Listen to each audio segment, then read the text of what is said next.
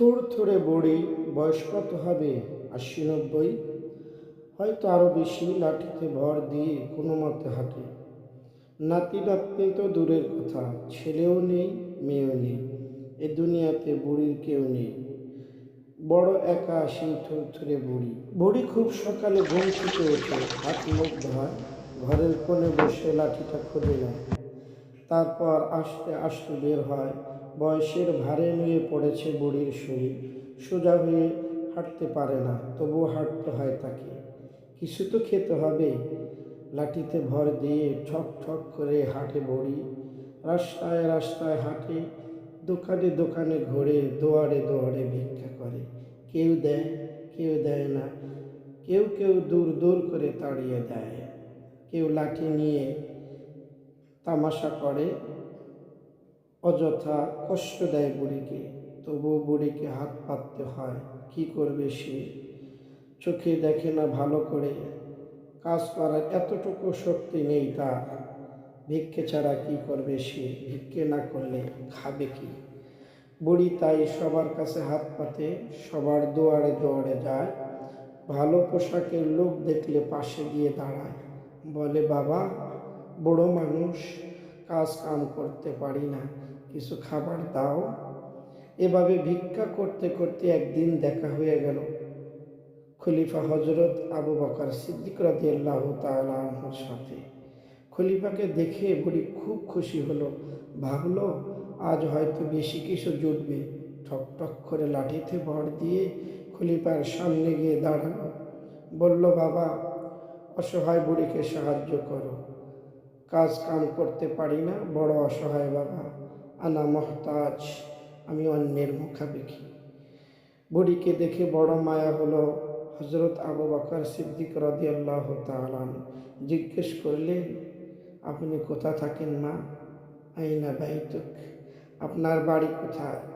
বুড়ি ইশারা করে ওই দিকে হাত ঘুরিয়ে দেখালেন, ওই দিকে। আমাকে নেবেন আপনার ঘরে? বুড়ি অবাক হয়, ভাবে ঘরে গিয়ে কি লাভ হবে? ঘরে গিয়ে কি করবে লোকটি? কিছুই তো নেই ঘরে।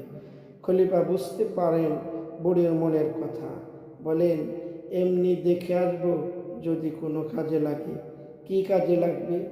কিছুই তো নেই বাবা, ঘরে আর কে আছে? খলিফা জিজ্ঞাসা করলেন। না বাবা, এ হতভাগিনী বুড়ির ত্রিকুলে কেউ নেই, আমি বড় অসহায় বাবা। বলতে বলতে বুড়ি হাও মাও করে কেঁদে ফেললেন। বুড়িকে কাঁদতে দেখে খলিফাও কেঁদে ফেললেন। কোনো মতে নিজেকে সামলিয়ে নেন, আড়াল করে চোখ মুছে নেন। তারপর বলেন, কাঁদবেন না মা, কাঁদবেন না। কে বলেছে আপনি অসহায়?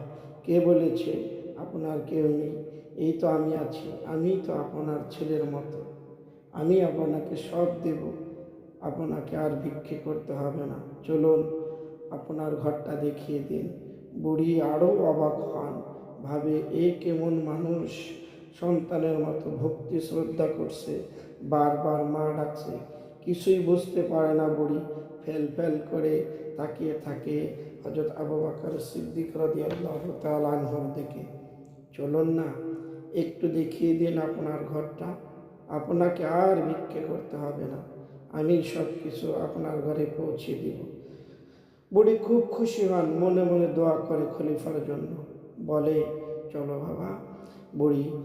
বুড়ির পিছু পিছু গিয়ে হযরত আবু বকর সিদ্দিক রাদিয়াল্লাহু তাআলা আনহু বুড়ির বাড়িটা চিনে আসেন। এরপর থেকে প্রতিদিন বুড়িকে দেখে আসেন, খাবার দাবার দিয়ে আসেন কাপড় চোপড়। বুড়ির ঘরে সুদিন ফিরে আসে। ওদিকে ঘটল মজার এক ঘটনা। হযরত ওমর ও মদিনার দুঃখী অভাবগ্রস্ত মানুষের খোঁজ নিতেন। সেই বুড়ির খোঁজটাও একবার জানতে পারেন। বুড়ির ঘরটা তিনি চিনে আসেন গোপনে। একদিন তিনি কিছু খাবার নিয়ে বুড়ির ঘরে গেলেন। বুড়ির ঘরের দরজা টোকা দিলেন। বুড়ি খেয়ে দিয়ে শুতে যাচ্ছিল, তখন দরজা টোকা শুনে কোনো রকম দরজা খুলে দিল। হযরত ওমর রাদিয়াল্লাহু তাআলা আনহু বুড়ির দিকে এগিয়ে ধরলেন তার হাতের খাবারের টোকলা। এগুলো কি? প্রশ্ন করল বুড়ি। আপনার জন্য কিছু খানা এনেছি মা।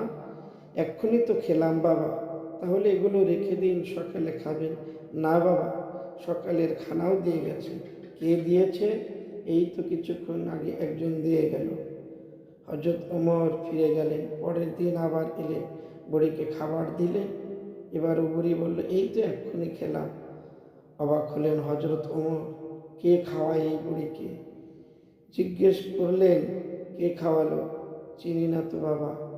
কীরকম লোকটা, কি করে বলবো, ভালো করে চোখেও তো দেখি না। হতাশ হয়ে ফিরে যান হযরত ওমর। যেতে যেতে ভাবেন, কে এই লোকটা, দেখতে হবে তাকে। কে এমন দয়ালু লোক, প্রতিদিন হারিয়ে দেয় তাকে। পরের দিন হযরত ওমর আগে ভাগেই বুড়ির বাড়ি চলে গেল। বাড়ির কাছে একটু আড়ালে লুকিয়ে থাকেন তিনি। একটু পরেই দেখতে পেলেন একটি লোক দ্রুত হেঁটে আসছে বুড়ির বাড়ির দিকে। কাছে এলেই দেখে অবাক হয়ে যায় হযরত ওমর রাদিয়াল্লাহু তাআলা আনহু। আরে, এ যে খলিফা, এ যে হযরত আবু বকর সিদ্দিক রাদিয়াল্লাহু তাআলা আনহু।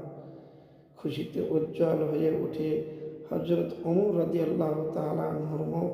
আর মনে মনে ভাবেন, এরকম খলিফার কাছে 1000 বার হেরে যেতেও আমি রাজি আছি, 1000 বার হেরে যেতেও আমি রাজি।